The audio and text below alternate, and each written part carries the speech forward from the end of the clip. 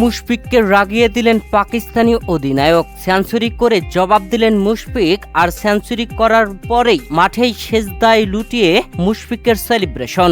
এরপরেই ব্যাট কাত করে দুহাত উঁচিয়ে পাগলাটে উল্লাস মুশফিকের। প্রিয় দর্শক, বাংলাদেশ ও পাকিস্তানের মধ্যকার দ্বিতীয় টেস্টের তৃতীয় দিনের খেলা চলছে, যেখানে জয়ের পথে বাংলাদেশ। প্রথম ইনিংসে বাংলাদেশ 278 করবার পরে পাকিস্তান ব্যাটিং এ আসলে 232 রানে অল আউট করে দেয় বাংলাদেশ। 46 রানের লিড নিয়ে বাংলাদেশ দ্বিতীয় ইনিংসে ব্যাটিং এ নামে, আর দ্বিতীয় ইনিংসে দ্বিতীয় দিনের শেষ বেলায় 3টি উইকেট হারিয়ে ফেলে বাংলাদেশ। তবে আজ তৃতীয় দিনে ব্যাটিং এ এসে মুশফিকুর রহিম অবিশ্বাস্য ব্যাটিং এ চমকে দিয়েছেন, যেখানে বাঘ বিতণ্ডায় মুশফিকের সাথে জড়িয়েছিলেন পাকিস্তানের অধিনায়ক শান মাসুদ। তখন মুশফিকুর রহিম 89 রানের ছিলেন। এ সময় মুশফিকের টিকে থাকা যেন সহ্য হচ্ছিল না পাকিস্তানি অধিনায়ক। মুশফিকের সাথে স্লোজিং করার চেষ্টা, মুশফিকের সাথে বাঘ বিতণ্ডায় জড়িয়ে একাধিকবার রাগান্বিত করেছেন শান মাসুদ। তার জবাব ব্যাট হাতে দিয়েছেন মুশফিকুর রহিম। দুর্দান্ত ভাবে তুলে নিয়েছেন সেঞ্চুরি।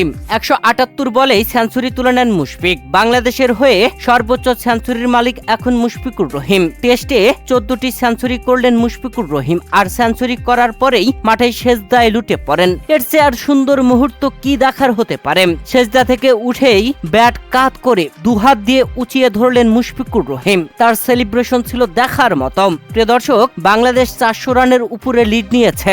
অনায়াসে ম্যাচটা জিতবে বলে আশা করা যাচ্ছে। বাকি আছে 2 দিন।